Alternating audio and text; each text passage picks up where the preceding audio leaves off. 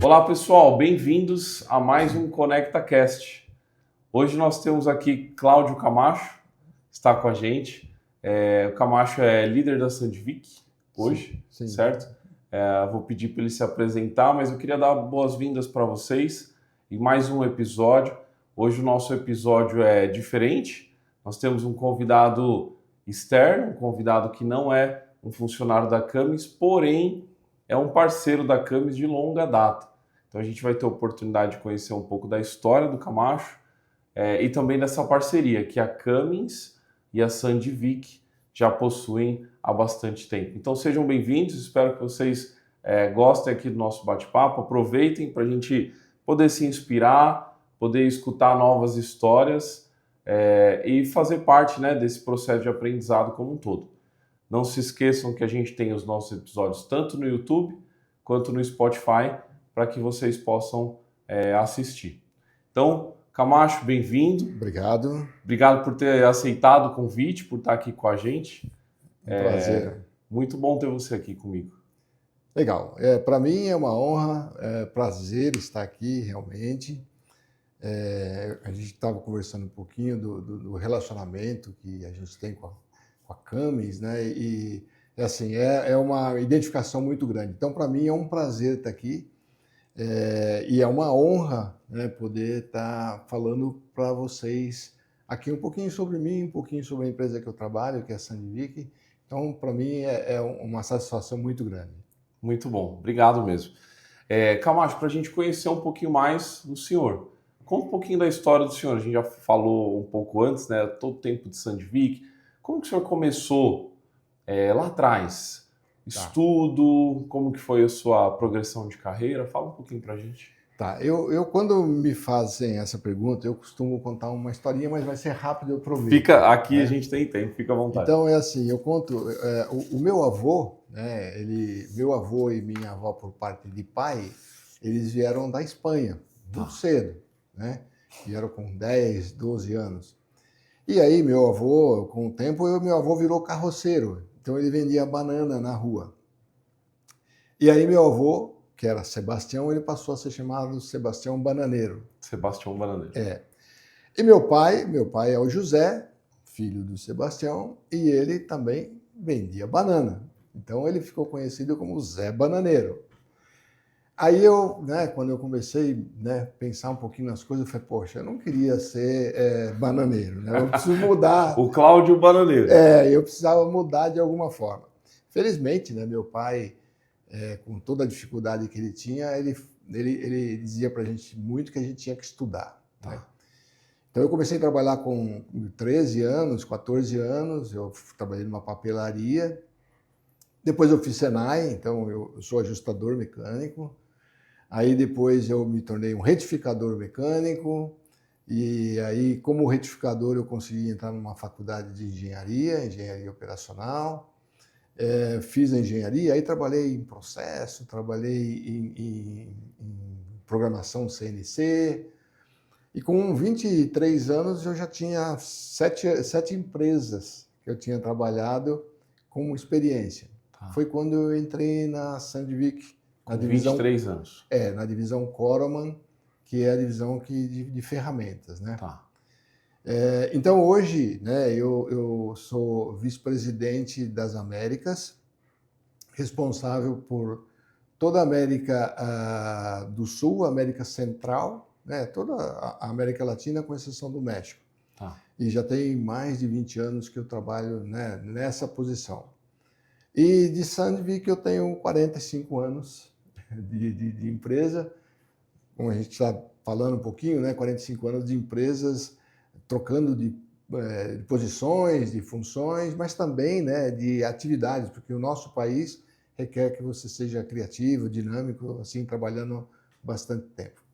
Então, meu nome é Cláudio José Camacho, mas como eu fiz o Senai, todo mundo basicamente nessa área me conhece por Camacho. Muito bom. Então, e da onde surgiu a vontade ali da engenharia? Isso veio da família, porque o senhor começou numa papelaria, aí depois foi estudar. O Senai era onde tinha mais acesso, era isso? O Senai era o sonho de qualquer um, né, daquela época, ainda é de muita gente, né, mas o meu pai, depois de ser bananeiro, tal, ele fez um curso de tornearia e ele também trabalhou um pouco no torno, né, na máquina. E isso assim, me encantava, essa parte da mecânica. Né? E o Senai é uma escola fantástica. Eu tenho uma admiração muito grande, tenho um relacionamento muito grande com o Senai até hoje. Então, o Senai era um sonho de um jovem que tinha, né, como objetivo arrumar um emprego, trabalhar, casar, comprar uma casa e aposentar. O padrão ali. O Senai era uma porta de entrada. Né? Então, isso me ajudou muito. O Senai, eu devo muito ao Senai. Né? Que legal. Isso ajudou bastante a gente. Me ajudou e ajudou a minha família também, porque meus irmãos, eu tenho mais 2 irmãos, eles seguiram também o mesmo caminho. Fizeram o Senai, fizeram engenharia. Então, muito bom. Uma área que atrai realmente. E aí o senhor comenta que há 45 anos na Sandvik, para a gente ter ideia do privilégio que é ter o senhor aqui, né? É uma pessoa com tanta experiência que pode compartilhar tanto para nós. E há 20 anos nessa posição de vice-presidente, é isso? Responsável pela América Latina, fora o México. Já fui pelo México um tempo, mas hoje o México tem a vida própria. Tem a independência. E aí eu tenho a América Central e do Sul. Legal. E aí, quando a gente pensa, né, 20 anos nessa posição, quando a gente pega os últimos 20 anos da história, foram os anos de maior transformação, né? Cada vez mais a tecnologia tem feito com que os avanços sejam mais rápidos. Como que já tentando entrar nessa parte, né? Como que é se adaptar e estar há tanto tempo numa posição tão alta dessa? Como que é estar nesse momento na Sandvik e para o senhor, assim, desafios, enfim? Eu costumo dizer assim, que a da minha geração, né, o pessoal da mesma idade, eu acho que a gente passou uma das maiores transformações do mundo. Né? Perfeito. Porque se eu falar simplesmente assim, né, que eu estou há 45 anos na Sandvik, eu comecei como vendedor, mas o vendedor eu não tinha celular, eu não tinha Waze, eu usava o guia 4 rodas, eu tinha que parar no posto de gasolina para perguntar onde era o endereço dos clientes que a gente não conhecia. Eu tinha que andar com um copinho cheio de ficha de orelhão para ligar para o escritório para saber se alguém tinha me pedido alguma coisa. Então a gente passou por tudo isso, não tinha computador, né? A gente não usava. Então, nem telefone. Não telefone, não existia o celular. Era um telefone? Era orelhão, você ligava para o escritório para saber, telefone fixo. Isso. Né? Então, a gente passou por essa transformação muito rápida, que a gente veio de um telex, de um fax, para um celular, para e-mail. Então, a gente já passou por uma transição muito grande, muito rápida. Né? Se você pegar, né, nesses últimos 50 anos, foi uma transformação muito grande. E os últimos 20 ainda é muito mais rápido, porque você sai, né, de um telefone, uma telefonia um pouco mais avançada, para um telefone celular, onde você tem tudo da tua vida, tá ali, né? Você consegue dominar tudo, você consegue ver tudo online. Exato. E isso é uma geração que teve que se adaptar muito rápido, né? Porque é claro que as pessoas mais jovens já têm uma facilidade maior porque nasceram com aquilo, né? Você pega uma criança de 2 anos hoje, ela já está mexendo ali no celular, né? A gente teve que aprender, né? E aprender rápido. Então eu acho que essa dinâmica, né? Essa mudança que a gente passou a vida inteira nos ajuda, né, a enfrentar, a desenvolver nessas novas tecnologias.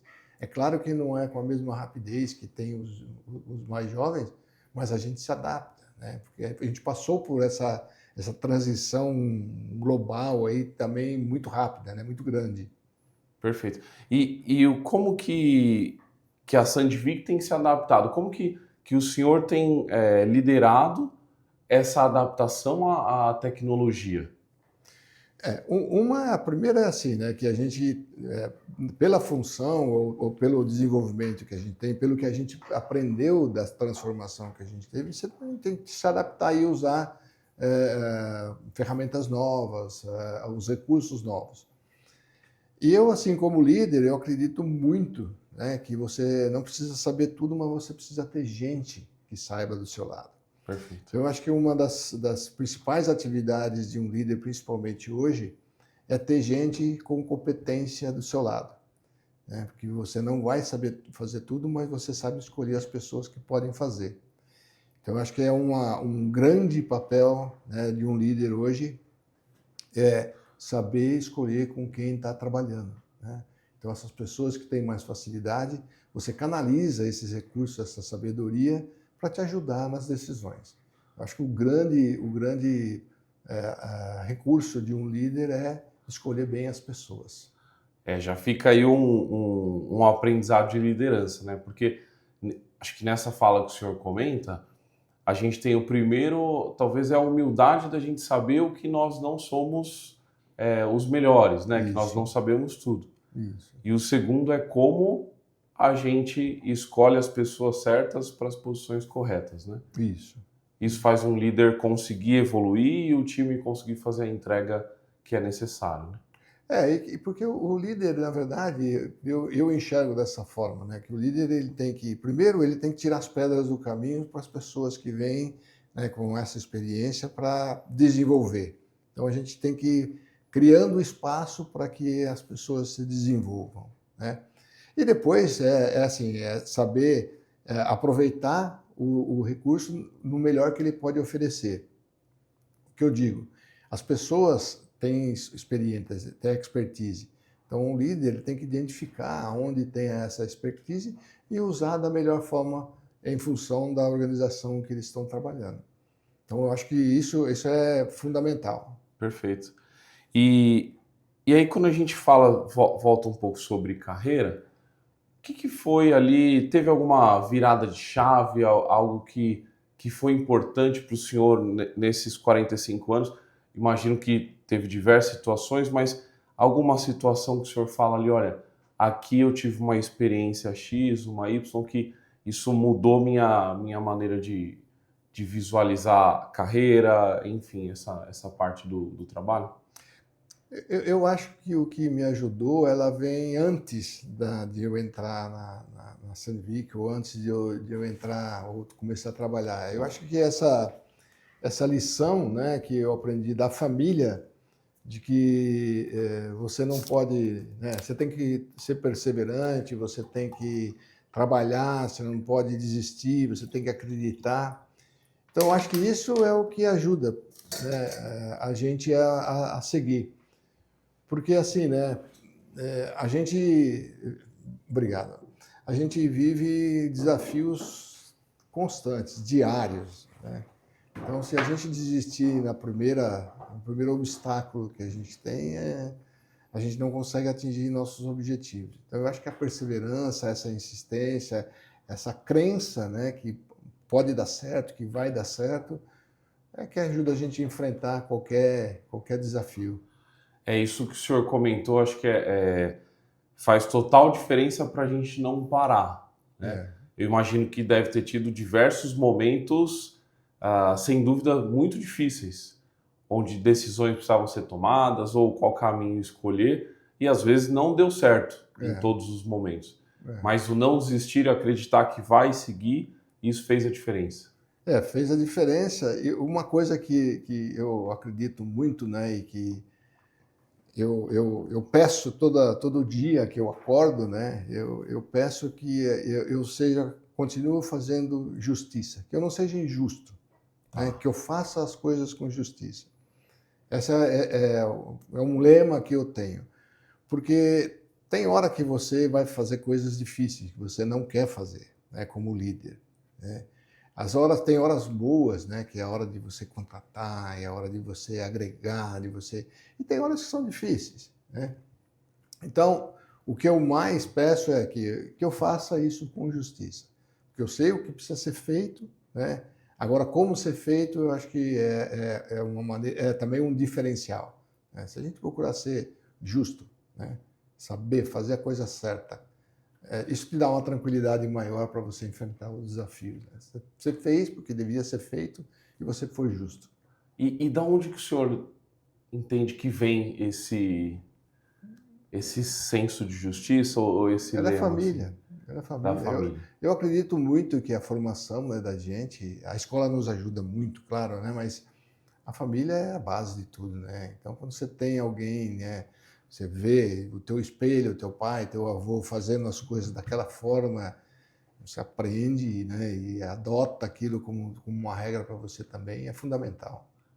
Levar isso adiante, né? É, E aí o senhor comentou que a gente muitas vezes sabe o que tem que ser feito, mas o como faz total diferença, né? Até recentemente a gente estava discutindo um assunto e um dos temas foi o como, porque às vezes a gente, acho que esse é um ponto legal da gente falar, né? Às vezes a gente sabe o que falar, sabe como o que fazer, mas se a gente erra no como, às vezes o objetivo não consegue ser alcançado só da maneira, né?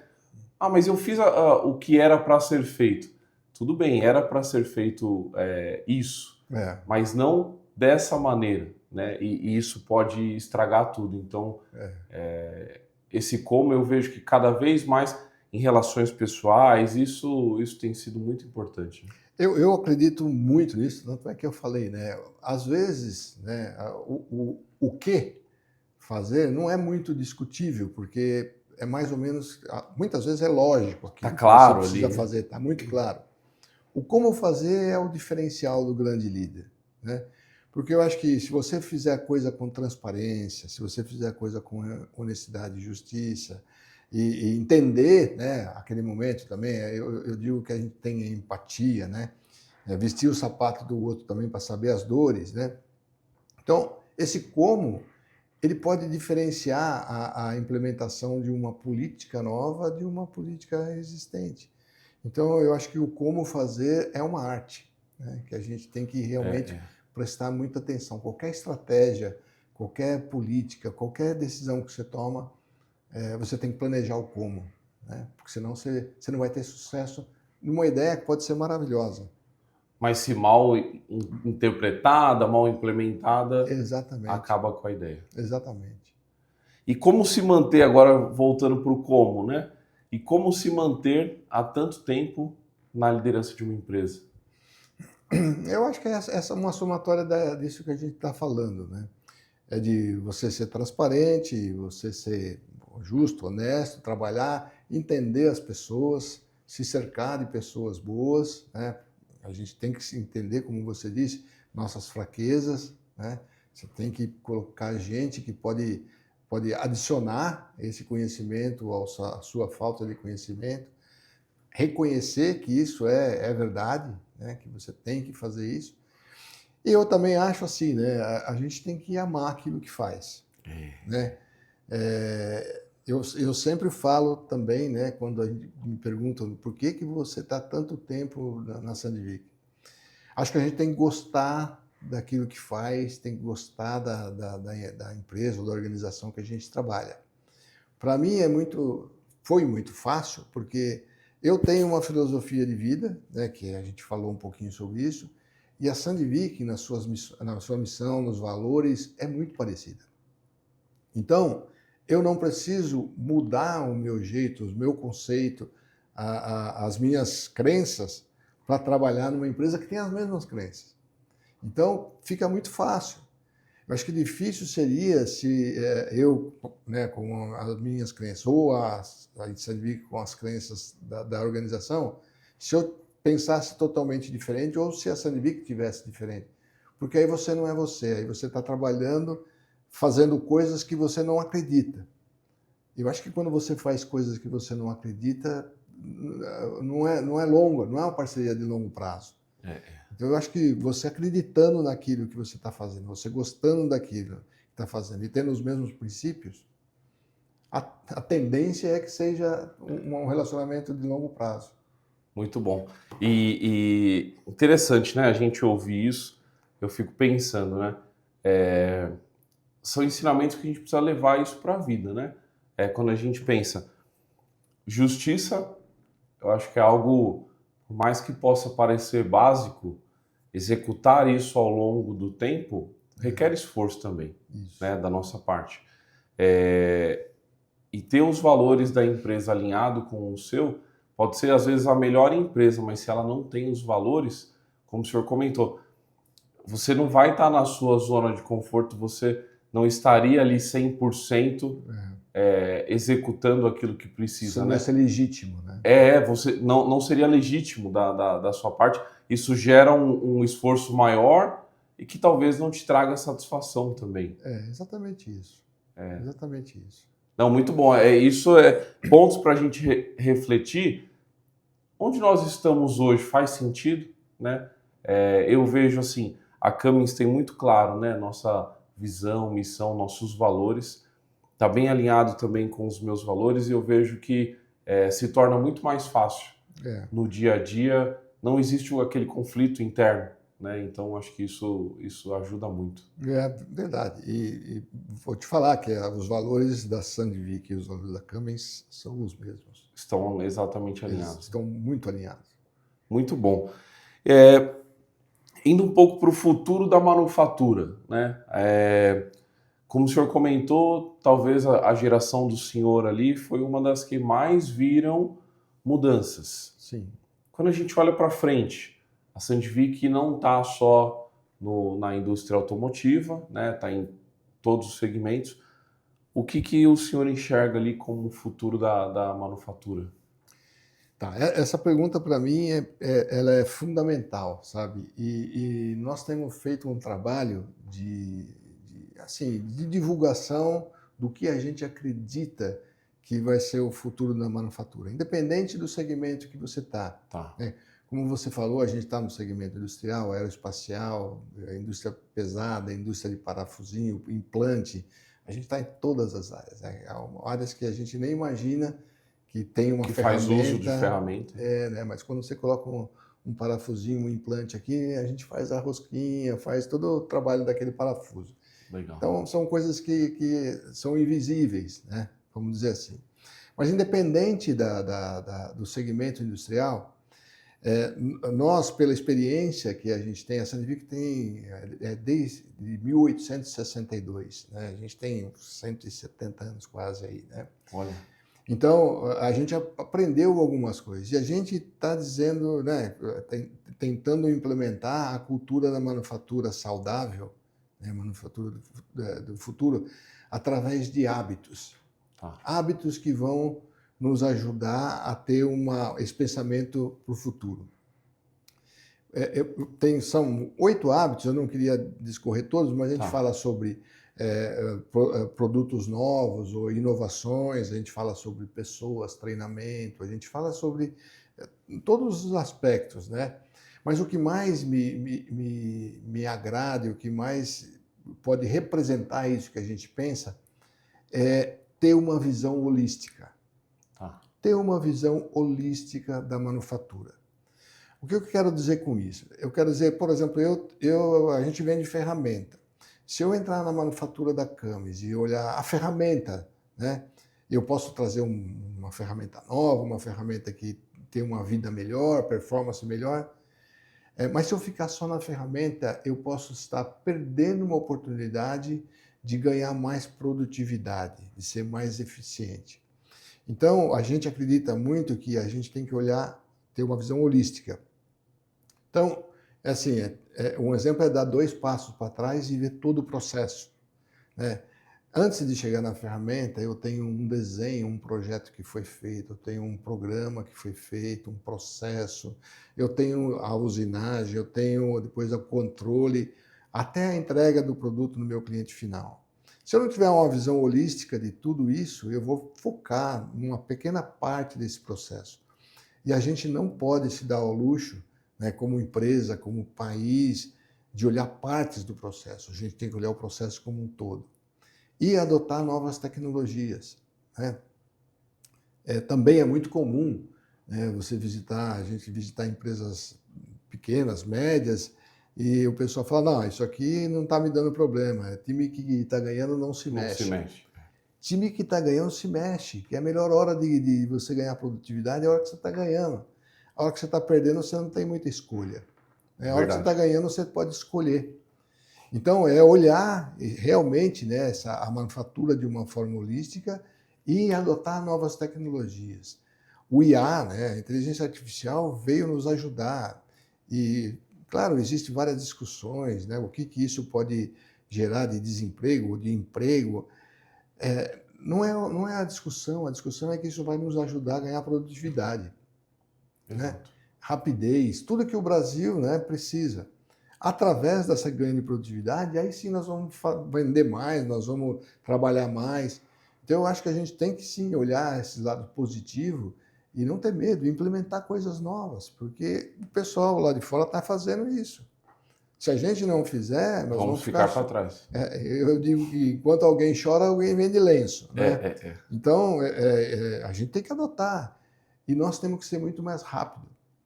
Nós, enquanto país, a gente tem uma oportunidade de chegar mais perto das economias mais desenvolvidas, porque a gente ficou para trás um tempo, né, com a desindustrialização do Brasil, com todos os problemas que o Brasil tem, né, máquinas diferentes, são processos diferentes, e a tecnologia digital, ela trouxe mais ou menos que todo mundo ao mesmo nível. Nós temos uma outra oportunidade de ganhar. A distância na parte digital, como é algo que é novo, não é todo mundo que domina, é a nossa oportunidade. Então eu vejo que a gente tem que estar brigando muito para a implementação dessas novas tecnologias, ganhar em produtividade e estar mais perto dos países mais desenvolvidos.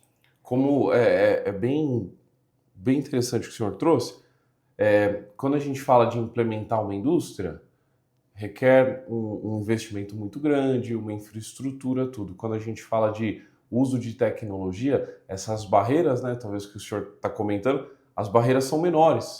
Então, acabou nivelando a possibilidade de todo mundo ter conhecimento e evoluir. Né? Não só um país desenvolvido, mas um país que ainda não está totalmente desenvolvido, ele tem talvez ali os mesmos recursos que um outro país tenha. A disponibilidade de recursos é maior. E você tem assim, né, que hoje se fala muito, né, da empresa, a indústria 4.0, né, que é digitalização. Mas muita gente que conhece isso, inclusive lá fora. Então a gente está mais ou menos que, né, começando todo mundo junto. E a disponibilidade de recursos e os investimentos, eles não precisam ser tão grandes como eram quando você compra equipamento. Quando você...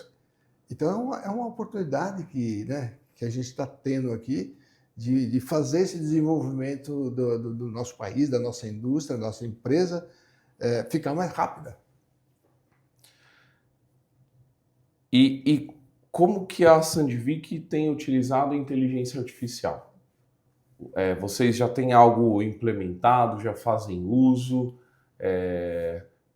A gente está nesse boom, né? A gente comentava um pouco antes que 3, 4 meses atrás, né, a Bia, a gente brincava sobre, olha, daqui a pouco vão chegar os robôs, tudo.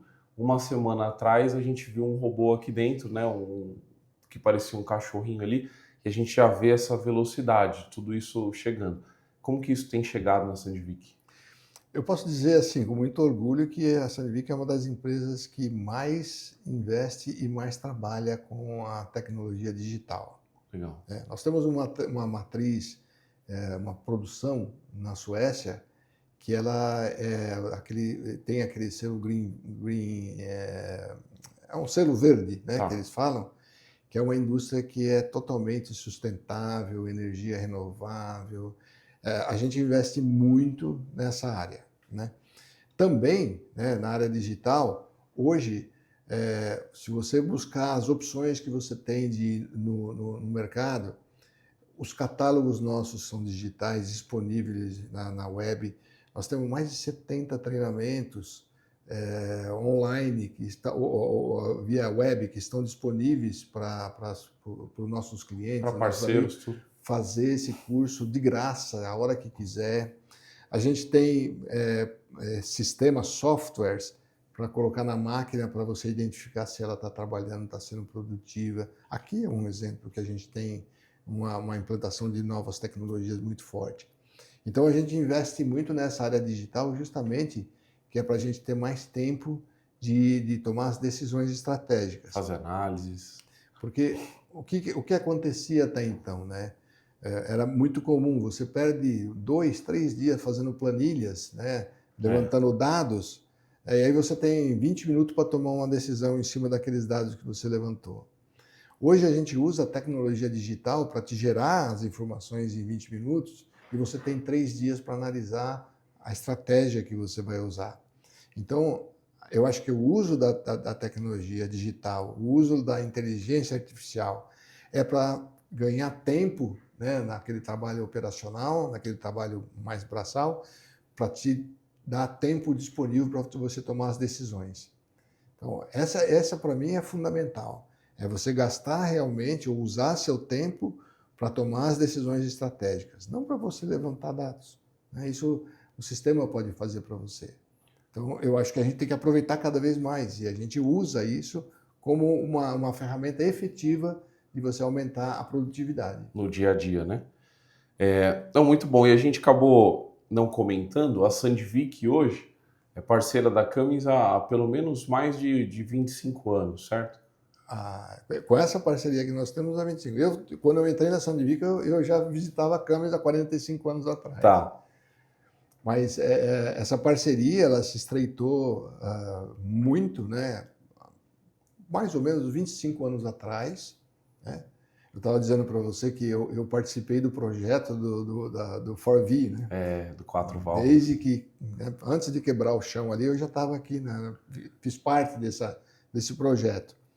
E há uns 20 anos atrás, aí a gente aumentou essa parceria, mais ou menos quando veio a linha do 4V para cá, e a gente começou a trabalhar, né, com um gerenciador, mudando completamente o critério de comercialização. Ao invés de vender ferramenta, a gente vende um custo por peça, né? A gente tem, né, as medições, né? Cada vez que a Cummins produz um cabeçote ou um bloco, né, que põe no estoque, aí a gente recebe um valor por bloco produzido e não mais por uma ferramenta. Por ferramenta utilizada. Isso é uma parceria revolucionária, foi a primeira no mundo. Olha, primeira do mundo? Primeira no mundo que teve. Primeiro contrato dessa maneira.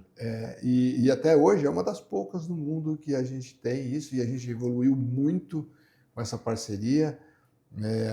Eu estava te dizendo, com a introdução de ferramentas digitais hoje, a gente consegue acompanhar. Os controles são bem melhores. Né? Controle muito melhor, custos na hora, tudo online, né? Então, acho que isso evoluiu bastante. E essa parceria, né, com a Cummins, ela é uma das melhores parcerias que a Sandvik tem no mundo. É mesmo? A Cummins do Brasil e a Sandvik são referências para o nosso grupo. Todo mundo que vem de fora nos visitar pede para visitar a Cummins, porque é realmente um exemplo de sucesso. Muito bom. E aí o senhor, aqui na Cummins, viu também muita evolução, certo? Ao longo do tempo, da parceria, do gerenciamento. O que o senhor entende que foi importante para esse sucesso dessa parceria entre Sandvik e Cummins? Eu acho que assim, o relacionamento, tudo aqueles que são os meus valores, né, que eu falei ali, que eu falei dos valores da Sandvik e da Cummins, é o que acontece nessa parceria. Eu acho que como eu disse, né, é um dos poucos casos no mundo onde a gente tem esse relacionamento transparente, né? A gente trabalha sempre com todas as informações abertas para que a gente não tenha nenhum problema. Mas assim, a filosofia principal que fez com que a gente fizesse esse contrato e ele ser válido até hoje é a filosofia do ganha-ganha, né? Porque nós estamos aqui, claro, nós estamos ganhando, e a Cummins está aqui, claro, porque ela está ganhando também. Então, acho que as partes entenderam que a melhor forma, né, de evoluir numa parceria é o ganha-ganha, né, como todo mundo se fala, mas é que se faz, né? Então, o relacionamento que a gente tem com o pessoal, com a alta direção da Cummins é fantástico, né? A gente tem reuniões a cada 2 vezes por ano com a gerência, o top management. Tá. A Cummins Mundial considera a Sandvik no Brasil como um parceiro estratégico. e a Sandvik também considera a Camis como um parceiro estratégico. Então, esse relacionamento, esse ganha-ganha, essa transparência, ela construiu um relacionamento muito sólido. Isso faz com que isso permaneça, né? Permaneça porque a gente discute todos os casos, tudo o que acontece aqui, a gente é muito aberto e discute com essa filosofia. Com o intuito de ambos ganharem. De ambos ganharem. Então, assim, é um relacionamento fácil, muito trabalho, muito trabalho. Posso dizer que não é assim, um resultado fácil de se atingir. Com certeza, não. Mas com esse relacionamento, com essa filosofia, a gente faz. Muito bom. E agora falando um pouco da vida pessoal, né? O que um vice-presidente faz para se manter ativo, atualizado? O que o senhor... qual que é a rotina do senhor? Bom, eu gosto muito de ler. Ler? Ler. Eu gosto muito de ler. E hoje eu já digo para você, eu já li muito livro. Tá. Hoje eu já digo, eu não vou mais muito no livro, né? Eu sou muito curioso, então eu fico com esse telefone aí, eu não gosto de televisão, sabe? Tá. Então, eu nas horas vagas, né, que eu tenho, eu vou muito na internet e procuro informação. Tá. Então eu busco muito. Você acaba lendo mais do que um livro por semana, quando você lê alguns artigos, né, que estão disponíveis, né, com a fonte confiável, né, que você vai... Sim. Então, eu sou muito curioso. Se eu vejo alguma coisa que me chama a atenção, eu vou fundo e vou pesquisando. Entro muito na inteligência artificial, uso muito, né? Qual a dúvida, eu entro lá e leio. Pergunta e vai. Vou perguntando e vou. Você vai fazendo, né, as perguntas. Você nem sempre acerta a pergunta na primeira, mas você vai repetindo a pergunta e tal. E aí você acaba, né, tendo informações valiosas, né? E são períodos pequenos. Então, você fica ali meia hora, 40 minutos, 1 hora, às vezes, com algum assunto que interessa e eu leio, eu vou lendo, né? Eu vou viajar, vou lendo no avião, eu vou... Qualquer coisa que me sobre um tempo, né? Eu me dedico a fazer essa...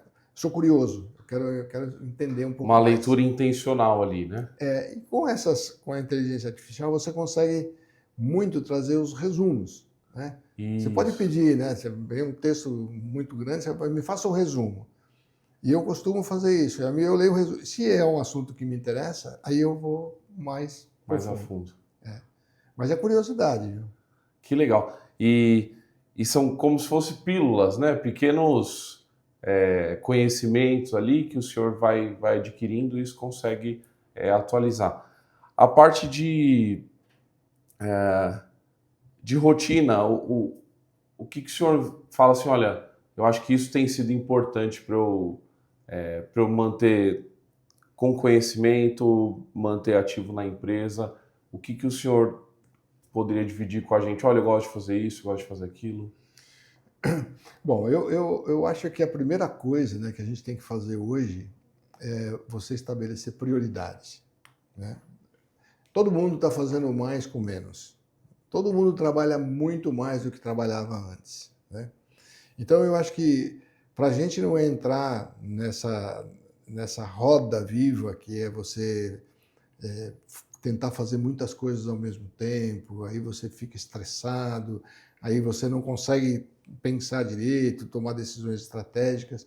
Eu acho que a primeira coisa que a gente tem que fazer é priorizar. Tá. Né? É priorizar suas ações, porque senão a gente não consegue atingir.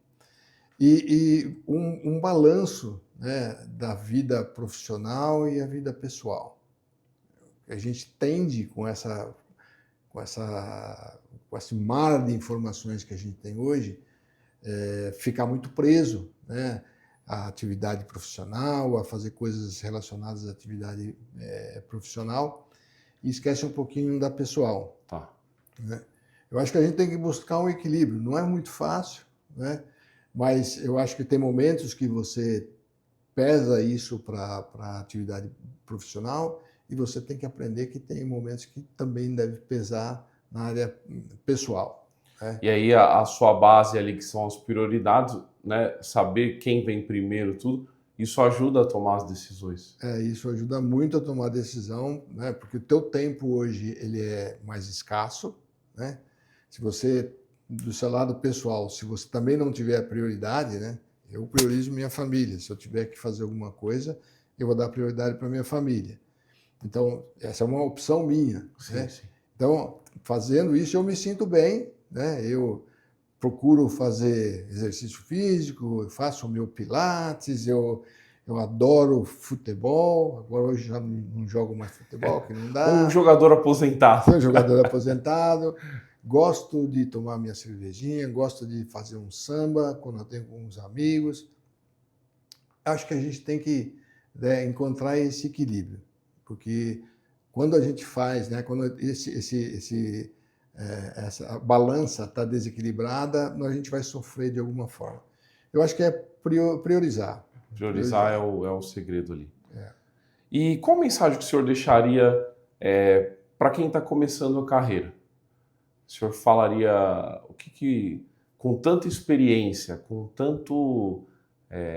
tantas situações já vividas e também vendo, né, essa geração nova chegando com capacidade, estudando, já conhecendo novas tecnologias, o que o senhor deixaria de mensagem assim para quem está assistindo a gente? Bom, assim, a gente trabalha muito com um programa de estágio e de estudantes, né? Que eu acredito muito, né? Até pela minha formação do Senai, eu acredito muito nisso. Temos alguns funcionários que eram do Formare, daqui da Campus. Olha que legal. A gente tem um relacionamento muito grande com o Formare daqui. E eu falo para esses meninos, né, que alguns deles já têm vários anos com a gente já. Eu falo sempre que, assim, a primeira coisa que eu acho, né, é que a gente tem que acreditar naquilo que a gente está fazendo. Não adianta você ficar num lugar que é para você ganhar tempo, que é para você, sabe, atender as necessidades, aos desejos de outras pessoas. Primeiro, eu acho que a gente tem que identificar aquilo que a gente quer. Falo para os meninos que começam comigo. É isso que você quer? Se não for isso, toma outro rumo, porque vai ser melhor para a tua vida, né? E vai ser melhor para a empresa. Então, a partir do momento que você definiu que é aquilo que você quer, se dedica. Não tem outra forma de a gente ter sucesso se não for através do trabalho, da dedicação, do comprometimento.